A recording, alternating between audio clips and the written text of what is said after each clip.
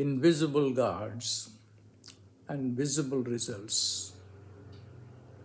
This is a very important topic that will help a lot of people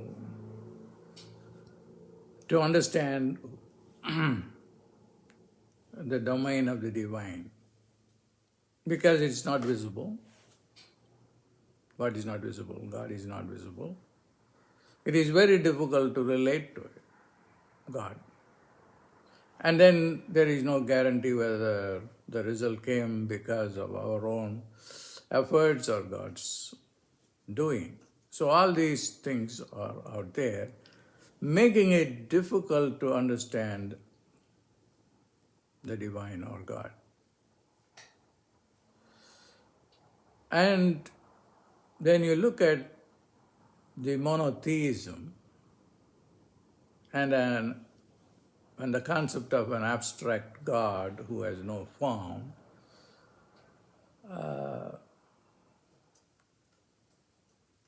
is a later development. Both these are later developments, because as man began to question everything and then developed this modern civilization, and God became a very difficult concept because it is a materialistic science and technology that we have developed, and God is non-material, so it's very difficult to understand something that cannot be brought into some kind of an intellectual, rationalistic framework. So monotheism is somewhat acceptable for most people because they cannot deny God, but they can't even relate to so many gods with different forms and names. So that is okay. And then, and he is invisible, that's okay. But what is not okay is the visible form of God. It's not okay. Although if you take a look at the invisible versus the visible, it is science too. And because everything visible comes out of the invisible. Atoms, subatomic particles are invisible. And just because they are invisible doesn't mean that they don't exist. They become visible at the molecular level, or when they even become gross compounds, so they are visible. Now, so what is important from a practical perspective is that whether he is visible or invisible, I will resolve this to you. And I just even made this analogy that invisible becomes the visible. That should help you to understand the invisible. The invisible is a lot more powerful than the visible. And God is both visible and invisible. That is the concept. Within Hinduism, they resolve this by two terms. One is saguna, which is a form which has all the characteristics, forms, names, attributes, etc. Then is another term, nirguna. There is no characteristics, which is invisible and cannot characterize that reality. But they both are the same. This is how you can resolve. The reason why I am more interested in comparative religion is it can help you to understand problems which you face.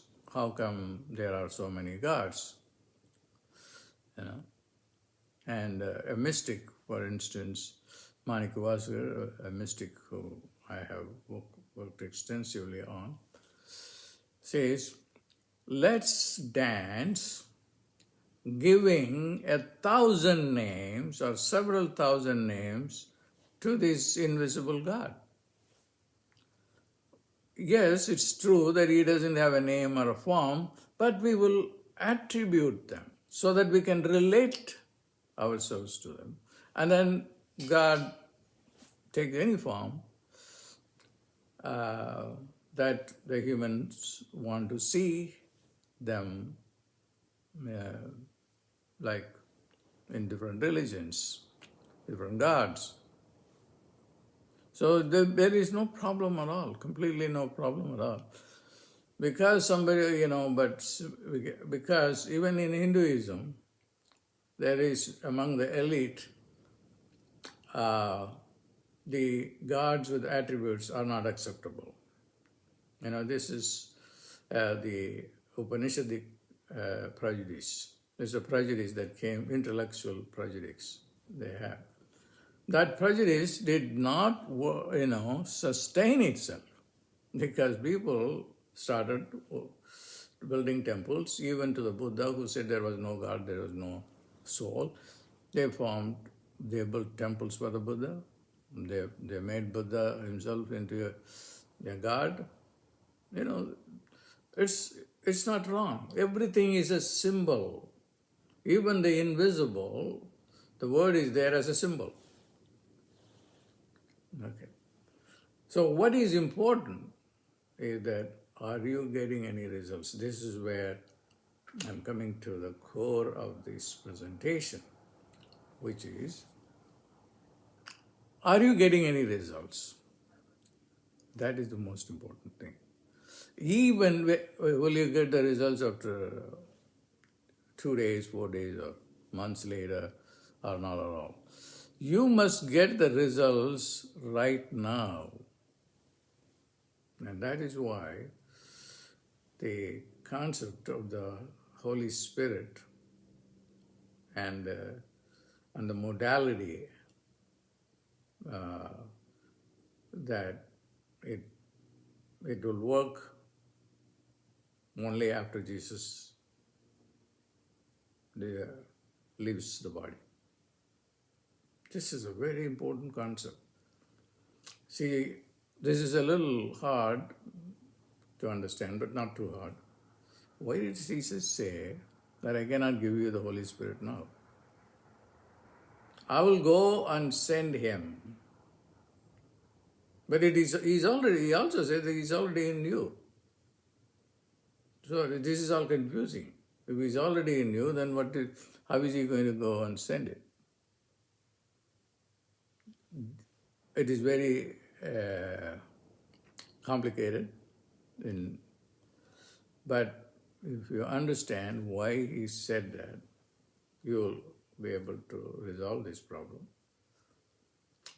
Now, the Holy Spirit is nothing but the Spirit of Jesus, the Spirit of the God, the Spirit of the God in all religions. The Holy Spirit itself is what we can say the Spirit. And that Spirit can give you everything. It is with that Spirit that you can do miracles. He was just revealing a divine secret. Hey, you don't have to work so hard. You don't have to have any skill set. All that you have to have is to be in communion with the Holy Spirit, which I am going to send on the Pentecostal day. Then everything will happen. Because it will get into your body, mind and soul, and guide you. Then you can do everything. Now, is there only one Spirit? No. There are so many gods, and all of the gods have these spirits. And then you can get all of them. By inviting Ganesha, which I have done so many videos on him, or Shiva, or Vishnu, or the Buddha, I did even do a video on Osho. Osho was able to get the spirit of the Buddha, and he didn't like the Buddha's attitude, so he said to the spirit of Buddha, get out of my body.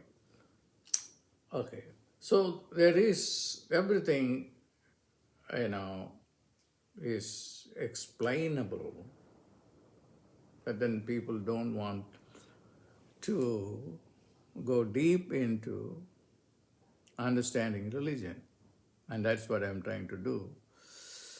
And why most people are not by nature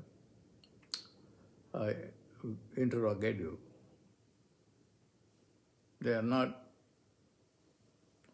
trying to understand what life is, what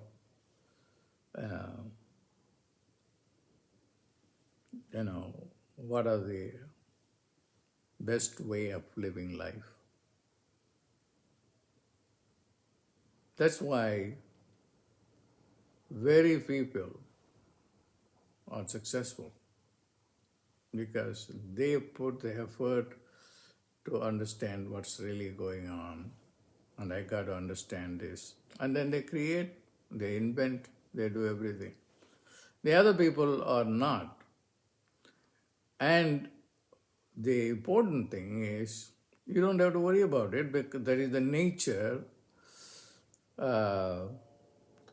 of reality, that only maybe 0.1% of the people are very, interrogative and, analytical, and the rest of the people are not. So Jesus came and then gave, okay, don't worry, the Holy Spirit will run your life. It will give you miracles. So that's why I started this program, and then I will expand the concept of the Holy Spirit to encompass the world religions in the program that I am planning to do. Tomorrow, I will come, and for a few minutes I'm in the middle of doing a lot of things tomorrow. And Mohini is going to do a great session for you, but I will still come tomorrow morning. God bless.